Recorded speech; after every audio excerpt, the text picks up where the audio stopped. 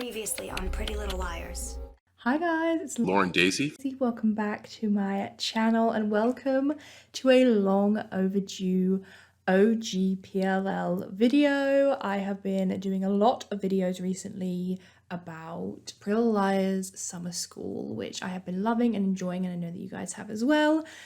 But it was about time we return to the original, I think. I think she's been neglected for too long. Today, we are going to be talking about the death of Ian Thomas. I feel like there's a few storylines throughout the Pretty Little Liars universe that they get, sometimes they get their wires crossed. It's a little bit confusing. And so I'm here today to solve the question, answer the question, whatever you want to call it, once and for all. Who actually killed Ian? When did he die? What happened? How did it happen? And yeah, I'm the lead investigator today, and I think I can do a better job than Darren Wilden, personally. Before we get into that, I just wanted to say thank you so much to everyone that has joined my membership so far. If you didn't see my announcement video, I love you all very much. And to all of you that have left such kind, lovely messages about the Pretty Little Liars book that I'm writing. If you guys have no idea what I'm talking about, then go over to my channel announcements video for a bit more context on it. But I am writing a book about the show and just the PLL universe in general. And I'm super, super excited about it. And you guys are also really excited about it, which brings me so much joy. So anyway, back to the video. So for a bit of intro, let's just talk about who Ian is first off. So Ian is introduced to us in the pilot, although he was actually played by a different actor. He was played by an actor called Carlo Marx, I think his name is, in the pilot, and then he was swapped out for Ryan Merriman, who plays Ian for the rest of his time on the show. We're first introduced to him as Melissa's boyfriend and Spencer's secret hookup in a flashback scene. So we know that Allison knows about this, and Spencer. Those are the only two that know that Spencer has kissed Ian before. Allison was also having a relationship with Ian alongside this. So the summer that Allison disappeared, he was like kissing and flirting with two underage girls while he was also still seeing Melissa Hastings. Crazy. Disgusting. For the streets. You know what? Not even for the streets. Paved the streets with his bare hands. And we see that Melissa knew about Allison and that he was having this relationship with Allison, but she didn't know anything about Spencer. And which is so crazy to me. It's still so, I know this isn't what the video is about, but it's still so mad to me that Melissa knew that this guy was hooking up with her 15-year-old neighbor and just had nothing to say about it. Was basically just like, choose me over her. Insane. Anyway, Ian went and spent the weekend with Allison at Hilton Head in North Carolina the weekend that she disappeared, or like the week of that she disappeared, and Melissa basically called him out on it, and he promised that he would never see Allison again. Then the night that she disappeared, he did meet up with her, but just to kind of confirm that things were over between them, and then he is out of the picture for a year. So then a little bit into season 1, we see the return of Ian. He is now dating Melissa again, and he is now the coach for field hockey at Rosewood High. They just get really close really quickly, I think because Melissa had already had a failed engagement to Ren, so I think this time she was kind of ready to just go full force. So they actually end up getting engaged and then married and pregnant before season 1 is over. We're married. You're what? When the girls discover that Ian had a relationship with Allison and also Spencer, they suspect him of being and also being responsible for Allison's death. So after following a clue that Allison had left for them, it led them to a storage locker which had a USB stick inside of it. And when they watched it, they found videos of people from the town, from a group called the NAT Club. Oh gosh, the word NAT Club, like that phrase is just so triggering for someone that is an OG PLL fan. You're just like, what a nightmare. But anyway, this NAT Club that Ian was part of, like kind of founded, and basically he would film members of Rosewood through their windows, and that included the Liars while they were having a sleepover. This is actually the sleepover where Alison thinks that she saw Toby outside of the window, but it was actually Ian filming them. So with these videos, the Liars basically are intending to blackmail Ian into like confessing that he's A or stopping being A, or like that he killed Alison. And so this is kind of what leads us to the night of his death, is their plan to blackmail him. And then when he shows up for the swap, we make our own movie. Right, and we take that, the flash drive, and the prepaid phone into the police. So their plan is they text him from a burner phone saying that they have these videos and that they want like $5,000 or something, I think, to hand them over. But they're obviously just going to confront him when he gets there. And so they plan to do it that night. And the girls are about to go and meet up, and Spencer is dropping Melissa off. So she's picking her up from the church where she was to just drop her back home, and then she's going to go and meet the other Liars. But Melissa thinks she's left her phone at the church, so she asks Spencer to drive them back. When Spencer turns around to drive back to the church, their car is hit. I think it was like head on or side on. And they obviously have to go to the hospital. So as far as I can tell, this was a genuine freak accident. I don't think it was orchestrated by like Mona or Ian, because I do think maybe he did love Melissa. It's hard to tell. Like when he confronts Spencer after this, he says that he's doing everything for Melissa. So I don't really know. I don't think he would want to intentionally try and hurt her, just Spencer. So I don't think he would have done that with her in the car. Also, they showed him driving away earlier in this episode, and it was not the same car. I literally stopped it and I went frame by frame so that I could see the car that hits Melissa and Spencer, and it was not the same car that Ian was driving. It's also not like the car that Garrett drives, and I don't, yeah, like Jason wouldn't have done anything like this, even though he was like technically part of the NAT Club. So I also don't think it was Mona as A. I guess maybe that's like the most likely, but even then, with Mona, she was always messing with the girls, but I don't think, again, she would have, I mean, she did hit Hannah with a car, but would she have tried to kill Melissa? Like, because she could have died, because it literally hit her door, like, straight on. So I don't think it was, no, they've never confirmed that it was anyone or that it was linked to A or anything like that.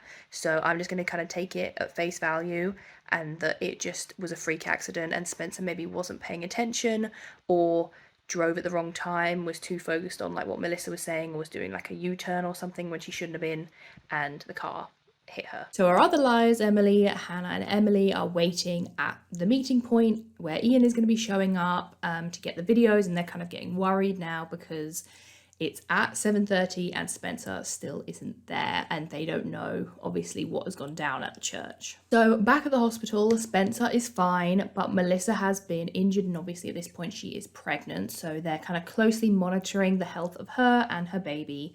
So Spencer says, look, I'm going to go back to the church. I'm going to get Melissa's phone. I'm going to bring it back here, and then she'll be able to call Ian and, you know, try and get him to come. So our other Liars, are like, while waiting for Spencer, while all this is going down, they get a threatening text from A. And so they decide, look, this situation is a bit dangerous for just the three of us. So they decide to call Garrett Reynolds for backup and to just kind of be with them while, you know, if Ian shows up and he gets aggressive, then he'll be able to like come out and arrest him. The girl's called Garrett, but he was actually involved in this whole thing because he was dating Jenna at the time, and obviously he was friends with Ian and part of the NAT Club, so he was in on this whole plan to like trick and get the girls. That's why they were in danger inviting Garrett along. I feel like I didn't make that clear. Garrett was dodgy when they asked him for help. But Ian doesn't actually show up. So, you know, Garrett's waiting, the three girls are waiting, and it's not Ian that shows up. It is a messenger. This messenger is later revealed to be a guy called Logan Reed, who works at like the mail place. And basically Ian hired him online to go in his place. And the fact that he's like Logan Reed, to be honest, doesn't really add anything to this story. We don't see this guy again. He's basically just a stranger. But Jenna had figured out that it was the lies that had the video, because obviously they had spoken to Jenna about it because videos of Jenna and Toby were on this video. So they had spoken to her. She then went and snitched to Ian that the lies were the ones blackmailing him because they have the video. And so he was like, well, obviously I'm not going to show up. Like, that would be dumb. So this is why he hired Logan to go in his place and meet the liars instead. I also forgot to mention that when Logan mentions that a woman called and hired him, that was also Jenna. Because like I mentioned, Jenna was the one who told Ian that the girls were the ones with the video. So then she was the one that they like put that ad out or whatever. And she called him and arranged for Logan to go in Ian's place and drop off the money and pick up the USB. So now that the three liars and obviously Garrett are distracted with this Logan guy, that gives Ian the time to actually follow Spencer to the church and to be able to get her alone. And he is threatening her inside the church, and she's basically like, you know, Melissa's in an accident, like all this stuff. He does not care. It's wild. Zero remorse. He is married to Melissa, and his baby and his wife are potentially hurt, injured. He does not care. All he cares about these videos. So he calls the number that sent the threatening text to him, the blackmail text, and the phone rings from inside Spencer's bag. So he's like, I knew it was you. I knew it was you. Spencer holds up the video. She's like, is this what you're looking for? And he kind of like, you know, lunges towards her. So she throws the videos, hoping that that will distract Ian long enough for her to be able to escape. So she runs out the door and like up into the bell tower. We know the bell tower very well.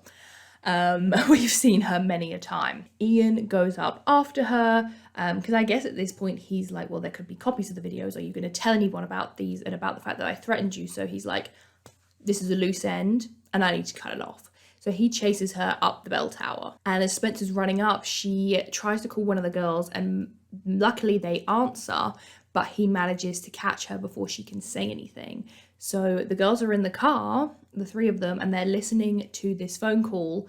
And basically they can hear her like struggling with Ian. And I think she says like, oh, what is your plan? Like, what are you going to do? And he says that his plan is to kill Spencer and stage it as a suicide by like throwing her body like off the bell tower. So she's like, Jesus Christ, this man is dedicated. This man is serious. And so the other liars luckily hear this over the phone and they're like, right, we got to get to the church. We got to save our girl Spence. The letter that I wrote on your computer won't answer all the questions, but it'll answer enough. The guilt was just too much for you. So Ian then puts his hands around Spencer's neck and is pushing her and manages to push her off of the edge of the bell tower. So how it's structured is it's like wooden up the steps, and then they've got like a kind of platform, and in the middle is where the bell hangs. So now she is on this ledge and she's like, this is Spencer here.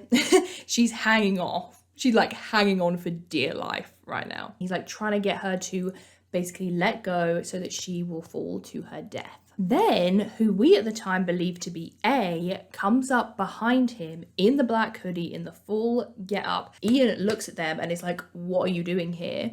And pushes Ian off of the tower. So he then falls where Spencer was supposed to fall. And the figure disappears. Now at the time when we first watched this, because this is the season 1 finale, For Whom the Bell Tolls, I think it's episode 20 or 19 or 22 or something of season 1, I can't remember, but it's the season finale. And at this point, we just assumed that this was A. But As we know now, at this time, A was Mona. And this did not end up being Mona. It actually ended up being Allison. And she reveals that in A is for Answers, the season finale of season 4. So she was the one that came to the bell tower and rescued Spencer and pushed Ian over the side and then ran away and like continued to be in hiding. What are you doing here? Spencer is still hanging. Allison pushes Ian off and runs away. So Spencer manages to climb back up onto the ledge as the rest of the lies run up the bell tower and are able to help her. And they all look down and it is just Ian's body, motionless, just kind of like swinging, hanging, like caught in the ropes of the bell. And they obviously assume that he has died.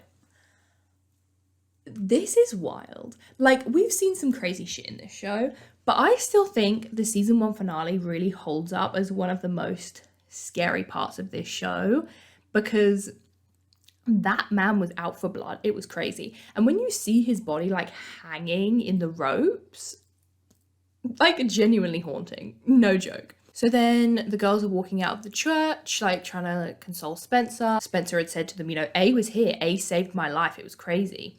And the police come over and they say, Ian's inside, like his body's in there. And the police are like, no, he's not. There is no body in there whatsoever. So the girls are obviously like, what the fuck happened here? And what happened was Ian was actually able to untangle himself from the ropes and leave out of the back door of the church before the police were able to find him, which then makes the police think that the liars are lying. Classic. Ian wasn't dead.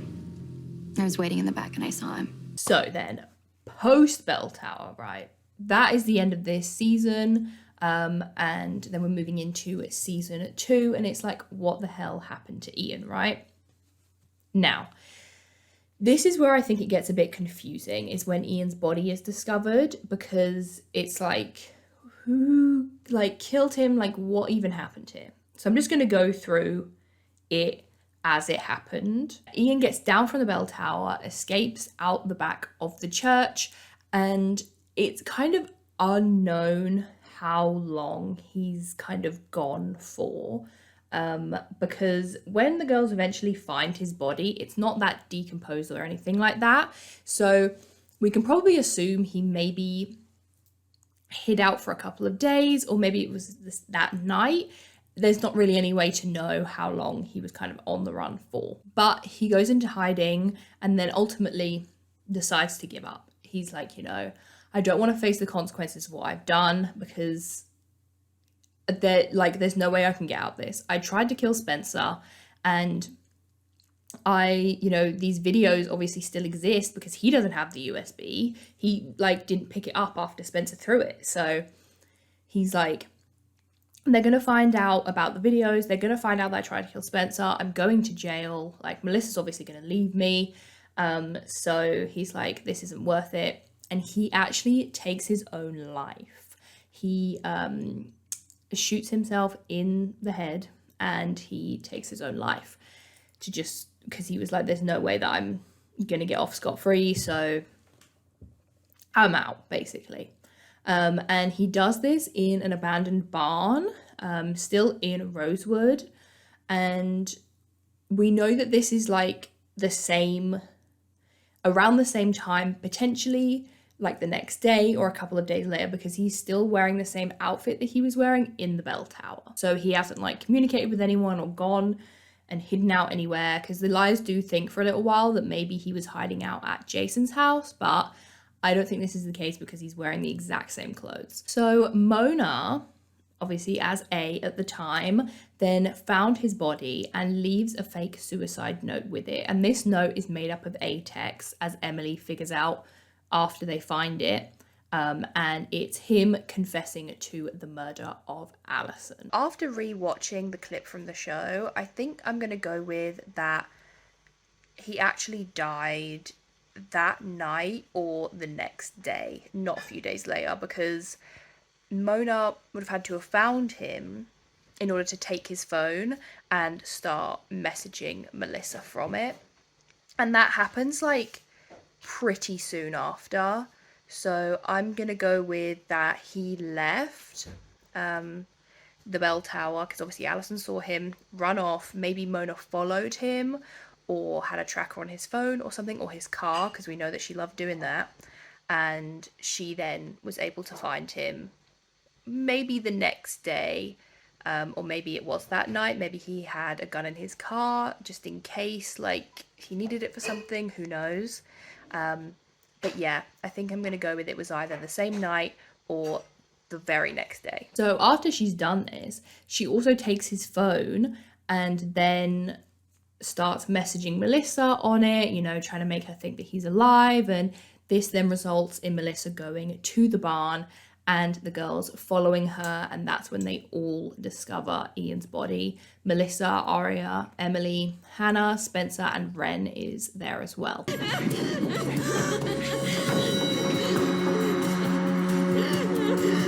And while everyone is inside, you know, discovering his body, Mona then takes Ian's phone and plants it into Spencer's bag, and that results later in Melissa thinking that Spencer had set this whole thing up. So that is the gist of what happened to Ian. I feel like it's a bit confusing because it seems like maybe he actually had died there in the bell tower and then A had dragged him out. And this kind of made sense when we thought it was A that was in the bell tower, but it wasn't, obviously, it was Alison. So that would have had to have meant that Mona was like hiding there and had the strength to drag his dead body. Like, can you even imagine? Like, this is a full grown man. Mona would have had to have unhooked this dead body from the ropes and dragged him out all before anyone noticed. That doesn't make any sense to me. To me, like, he woke up, like maybe it just like knocked him unconscious and he woke up and was able to unhook himself and walk out. And then once he was just kind of like walking in the streets, was kind of like undetected because no one was really looking for him yet. Then I think like, yeah, he went to the barn and Mona found him in the barn, because Mona does a lot of messed up things when she's A, but killing Ian and like moving his body and like setting it up and everything, that's next level. I don't think she would have done that. And also, she never confesses to killing anybody aside from eventually she realizes that she had a role to play in killing Bethany Young. And she's very shaken up by that. So if she had actually killed Ian this like whole time, I don't think that would have been a secret that would have been kept until the end. And she just doesn't have that like bloodthirsty A vibe to me. It was more like messing with the girls. So I don't think she would have gone out of her way to fully kill Ian just to mess with them. I don't think it would have had that much benefit for her. But what did have benefit for her, was people thinking that Alison was dead. Because as we now know, Mona helped Alison escape the night that she disappeared and helped her run away, gave her a new identity and a car and everything, and helped her get out. Because she wanted Alison gone. With Alison gone, she could then step up to be the it girl, like alongside Hannah and her big bully without the picture. So I think Mona wanted people to stop looking for Alison's killer, because if they kept looking, they would figure out that she wasn't actually dead.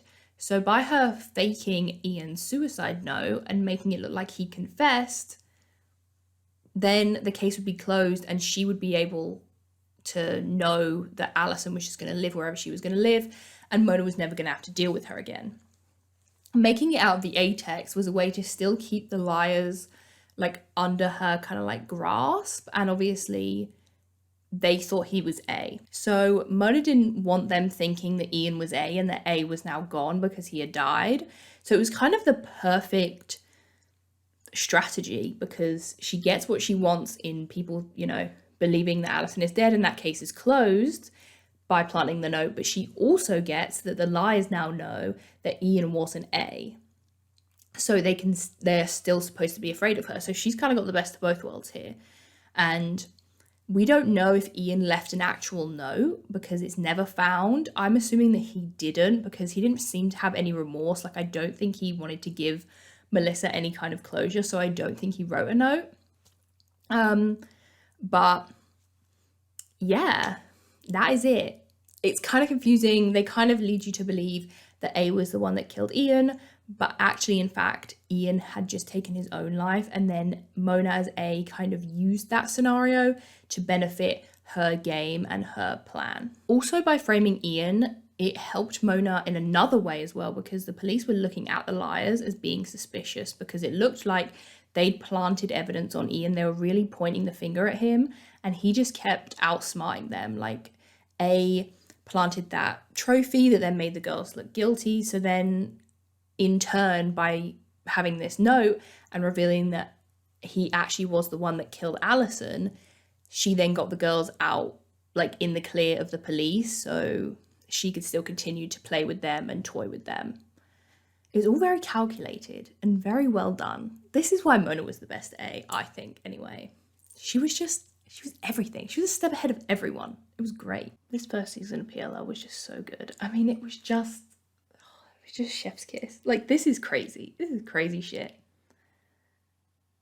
So good. So good. So that is the death of Ian Thomas. That is what happened to him. If you have any other questions about it, because I think I explained everything, but if there's anything I missed, ask me down below and I will kind of clarify it. But I love doing these little PLL plot deep dive videos. I have another one on the death of Maya if you want to go and watch that as well. But yes, that is it for today's video. Make sure you like, comment, and subscribe, and join the membership if you would like to as well. And I will see you guys in my next video. Bye.